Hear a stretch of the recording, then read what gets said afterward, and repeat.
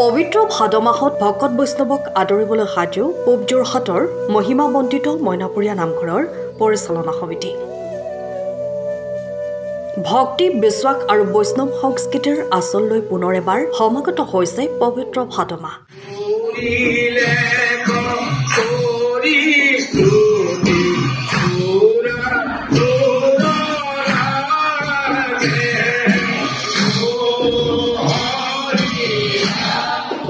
এই মাহটোত অসমৰ বিভিন্ন নামঘৰসমূহত অনুষ্ঠিত হয় মাহজোৰা নাম, ভাগৱত পাঠ, কীৰ্তন, ভাওনা আদিৰে নানান ধৰ্মীয় কাৰ্যসূচী।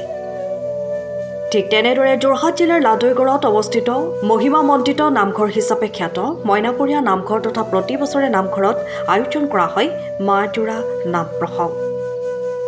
আগন্তুক 17 আগষ্ট 1 ভাদৰ দেওবাৰৰ পৰা শুভাৰম্ভ হ'ব মাহজোৰা নাম প্ৰসংগ। 17 আগষ্ট তথা 1 ভাদৰ পুৱা 10 বজাৰ পৰা আৰম্ভ হ'ব কীৰ্তন আৰু ভাগৱত পাঠ। তাৰ পাছতে প্ৰতিদিনে পুৱা 8 বজাত, দুপৰীয়া 11 বজাত আৰু সন্ধিয়া 8 বজাত নাম কীৰ্তনেৰে মুখৰিত কৰি তুলিব নামঘৰৰ প্ৰাংগণ। এই ধাৰাবাহিক ধৰ্মীয় অনুষ্ঠান 17 ছেপ্টেম্বৰলৈকে অব্যাহত থাকিব। মাহজোৰা নামৰ সামৰণি অনুষ্ঠানৰ 17 ছেপ্টেম্বৰৰ দিনা অন্ত পৰিব। সেইদিনা বৰসভা, য'ত ৰাজ্যৰ বিভিন্ন অঞ্চলৰ পৰা আগমন ঘটিব ভক্তপ্ৰাণ বৈষ্ণৱৰ। বৰসভাৰ পাছতে নিশা অনুষ্ঠিত হ'ব মহাপুৰুষীয়া ভাওনা নৃসিংহ যাত্ৰা। এই ভাওনাৰ জৰিয়তে পুনৰ জীয়াই তুলিব শ্ৰীমন্ত শংকৰদেৱ আৰু মহাপুৰুষীয়া মাধৱদেৱৰ নাট্য পৰম্পৰা। মইনাপৰীয়া নামঘৰৰ পৰিচালনা সমিতিয়ে ইতিমধ্যে ৰাইজৰ বাবে সকলো প্ৰস্তুতি সম্পূৰ্ণ কৰিছে। স্থানীয় ৰাইজৰ লগতে বিভিন্ন প্ৰান্তৰ পৰা অহা ভক্তসকলৰ সুবিধাৰ বাবে পানী, শৌচাগাৰ, চিকিৎসা আদি ব্যৱস্থাৰো বিশেষ আয়োজন কৰা হৈছে। এই অনুষ্ঠান কেৱল ধৰ্মীয় বিশ্বাসৰ পৰিসৰতেই সীমাবদ্ধ নহয়, ই হৈছে গাঁও সমাজৰ ঐক্য, অসমীয়াৰ পৰস্পৰৰ সহযোগিতা আৰু বৈষ্ণৱ আধ্যাত্মিকতাৰ এক সুন্দৰ নিদৰ্শন। চেনেলৰ যোগেদি আমি অসমবাসী তথা ভক্তপ্ৰাণ ৰাইজলৈ আমি সেৱা জনাইছোঁ।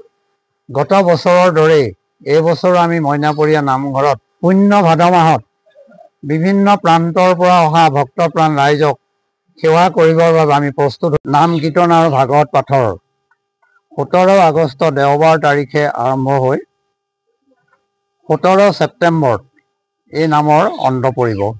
সেইদিনাখন বৰসভাৰ দিনত আৰু নিশা নৃসিংহ যাত্ৰা ভাওনা ইয়াত অনুষ্ঠিত হ'ব আৰু তাৰপিছতে ভাদ মাহৰ নাম আমাৰ অন্ত পৰিব।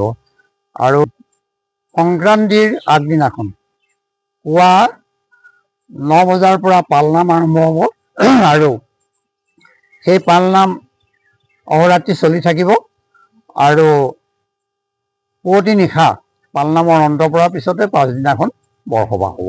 আমাৰ এই ভাদ মাহৰ নাম আমাৰ অন্ত পৰিব। পূৰ্বৰ দিনত এইবাৰ আপুনি কেনেকৈ আশা কৰিছে যে আপোনাৰ নামঘৰত কিমান ভক্ত সমাগম হ'ব বুলি আমি দেখা পাইছোঁ যে ভাদ মাহটো পাবলৈ কেইদিনমান আছেই।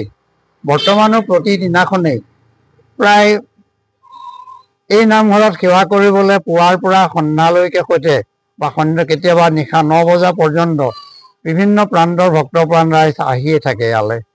তদুপৰি আমি আশা কৰিছোঁ যে পুণ্য ভাদ মাহত সেই সকলোটি পুনৰ এবাৰ নৃসিংহ প্ৰভুক সেৱা কৰিবৰ কাৰণে বিভিন্ন প্ৰান্তৰ পৰা সহস্ৰাধিক লোক ইয়ালৈ আহিব। মইনাপৰীয়াবাসীয়ে আশাৰে বাট চাইছে। পুৰুষ মহিলা নিৰ্বিশেষে তেখেতসকলক বিভিন্ন সময়ত বিভিন্ন স্থানত সেৱা কৰি পৰম পিতাক যাতে তেখেতসকলে প্ৰাপ্তি হয়, তাৰ কাৰণে যিখিনি প্ৰয়োজনীয় শুশ্ৰূষা সেইখিনি কৰিবৰ কাৰণে প্ৰত্যেকজন মইনাপৰীয়াবাসী ব্যস্ত হৈ আছে, আগ্ৰহেৰে বাট চাই আছে। যদিও এই নামঘৰৰ নাম হ'ল মইনাপৰীয়া নামঘৰ, কিন্তু ইয়াত নৃসিংহ প্ৰভু থকাৰ বাবেই বিভিন্ন প্ৰান্তৰ ৰাইজে আহি শৰাই সঁফুৰা ভাওনা আদি দি তেখেতসকলৰ যি মনৰ কামনা, সেই কামনা তেখেতসকলে পূৰ্ণ হৈছে বুলি আমাক জনাইছে। আৰু সেইবাবে তেখেতসকলৰ যোগেদি নামঘৰ ভাগৰ অন্য এটা নাম নৃসিংহ নামঘৰ বুলি ক'বলৈ বিচাৰিছে। ইতিমধ্যে আমাৰ যিটো আন্তঃগাঁথনিৰ ক্ষেত্ৰত আমি কিছু পইচা চৰকাৰৰ পৰা আমি লাভ কৰিছিলোঁ।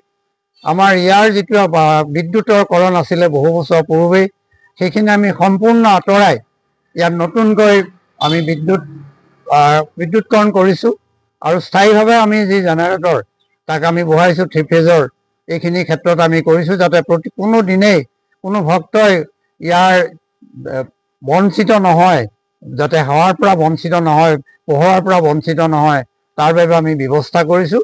ইয়াৰ উপৰিও আন্তঃগাঁথনিৰ ক্ষেত্ৰত আমি কিছু কামত আগবাঢ়িছোঁ, যেনে সেই যিটো চৰকাৰে অনুদান দিছে তাৰে সৈতে আমি এখন স্থায়ীভাৱে সংগীত বিদ্যালয় ইতিমধ্যে কৰি আমাৰ সম্পূৰ্ণ হৈছে।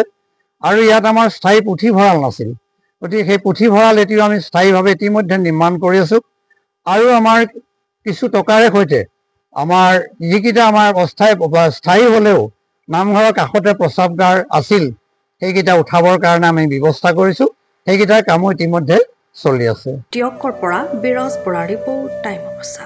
আপুনি ঘৰখনত জাপানী চৌকাত দৰ্জা, খিৰিকী, গ্ৰিল, গেট আদি লগাব বিচাৰে নেকি, যিবোৰ দীৰ্ঘদিন অটুট থাকিব? তেন্তে পলম নকৰিব, আমাৰ বিপণীলৈ আহক। যোৰহাটৰ একমাত্ৰ আমাৰ বিপণীত এনে উন্নত সামগ্ৰী উপলব্ধ। এই মেচিনটোৱে বেণ্ড কৰা হয়, দৰ্জা, চৌকাত আৰু উইণ্ডো বনোৱা হয়।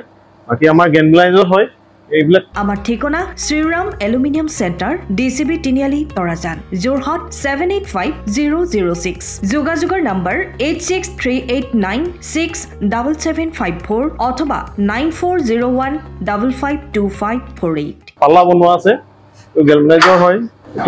এইটো প্ৰেছ ষ্টীল বুলি কয়। গেলভেনাইজৰ উইণ্ডো হয়। ইয়াত ষ্টীলৰ এইবিলাক গ্ৰিল দিয়া আছে, এক্সট্ৰাকে গ্ৰিল প্ৰয়োজন নাই। গ্ৰিল চব লাগি গৈছে। আৰু এইফালে মস্কিটো নেটো দিব পাৰে।